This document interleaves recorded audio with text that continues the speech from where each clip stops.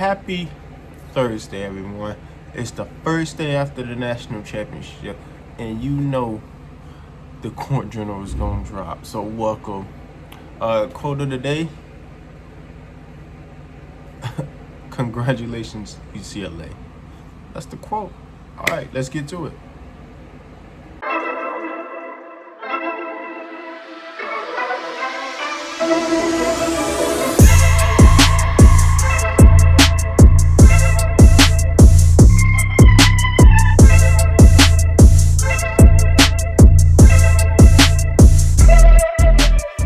Welcome back. We got 3 topics. 1, 2, 3. We got 3 topics today. First, we're going to talk about UCLA. We're going to talk about UCLA. The boys did it, man. What can I say? They beat me. I mean, I never picked right, but they beat me. I had Xavier. I had defense winning, but offense stands to prove strong. So scoring the ball does win games. Putting the ball in the basket win games. That's what UCLA did. We're going to talk about that. We're going to get into some hand signals. I don't know what kind of hand signals y'all doing, but we're going to get into some hand signals for the offense. I might just combine that in with UCLA, so it's going to be one big group. And then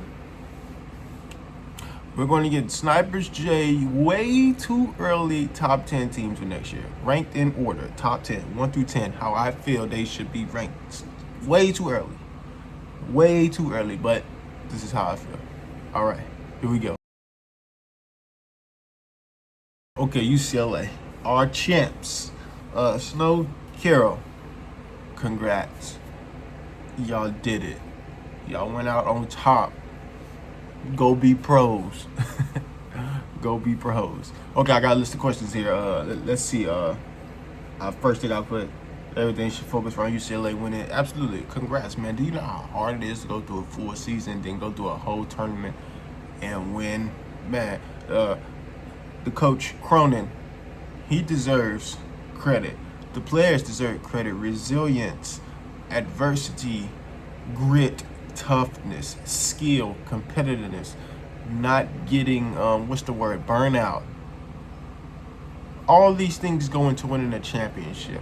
Not to mention scouting report, details, intensity of the game, focus.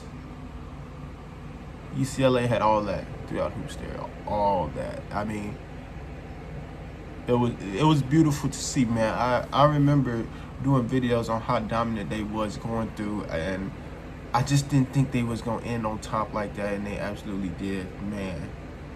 It was a fun Hoopsteria. Their route was a little. Let's look at it here. Their route was a little. Yeah. They started with Florida State. Florida State not bad. They beat Duke this year. They beat Duke. They had Jackson State. I bumped with Jackson State. All right, I bumped with Jackson State. All right. Jackson State was it. But, you know, Jackson State was new.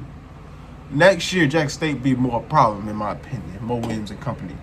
Then they had Davidson. Davidson surprised some people, got to that, what is that? I think that was that might have been the Super 16. They surprised some people in the Super 16. No, grade 8? No.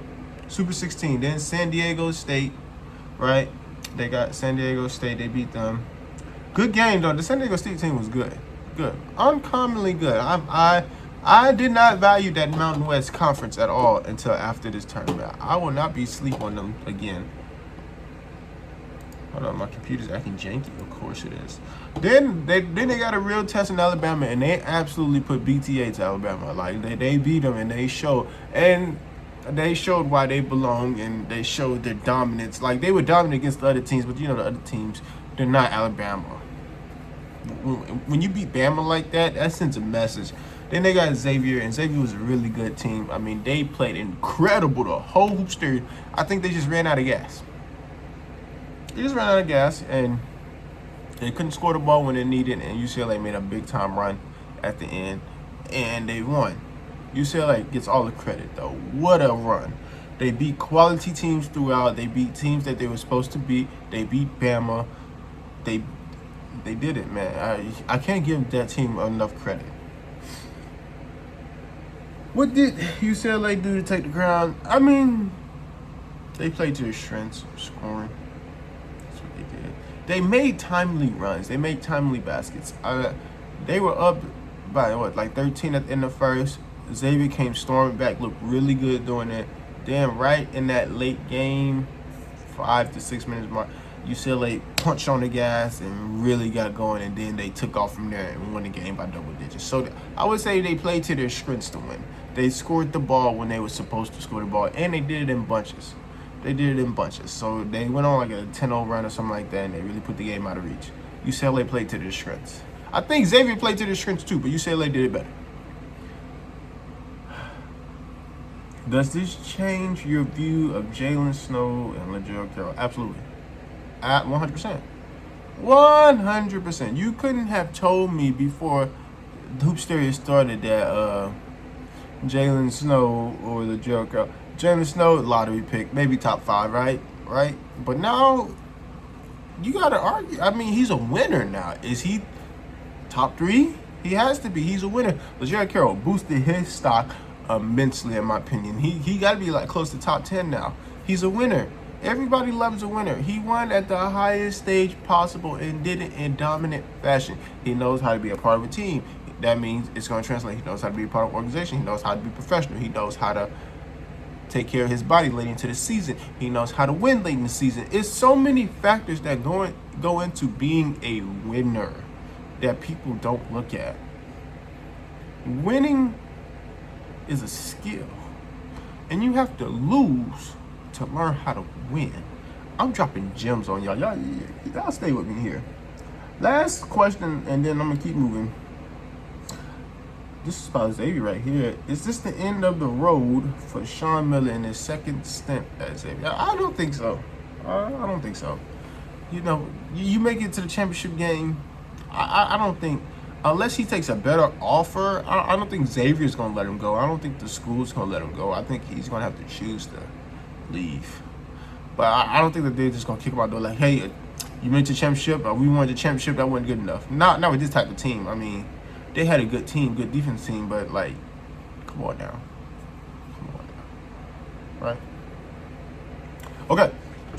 Hand signals. All my court generals out there, it is key in the ruckus environment to have hand signals. On offense, you bring the ball up, throw up a hand signal. What that is, that's an L. I don't know what L is, but that's an L. I don't know. But some common signals. I don't know why I just do an L. Maybe that was for Xavier. Sorry, that's too much. It's too much. It's too early. I'm sorry, Sean. No, I'm sorry, Xavier. That was too early. It's too early for that. It's the day after. I'm sorry.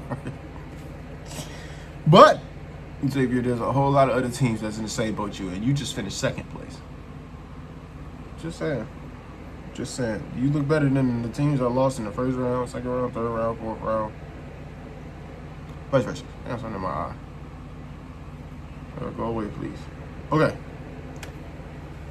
What are the most common hand signals for point guard? Oh, this one. Horns. We love horns. Head. That's a good one. Chest, I think, is one. Oh, this one.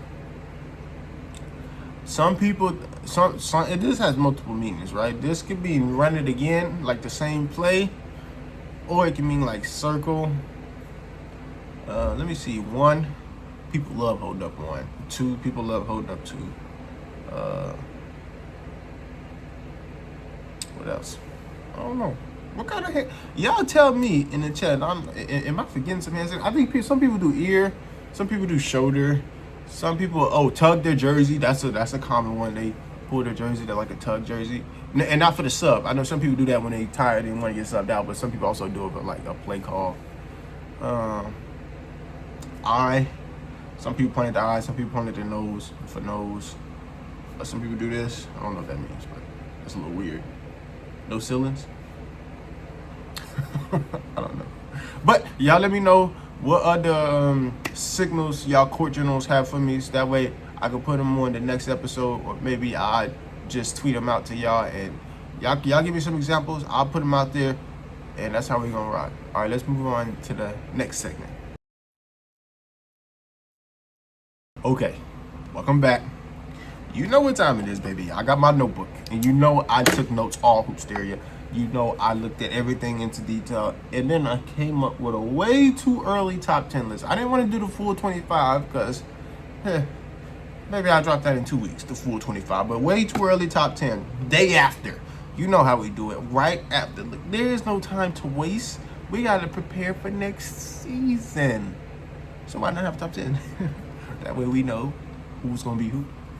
All right, at number 1. Coming in at number 1. We got Alabama. Coming in. I'm not going to talk about why I ranked them. Okay?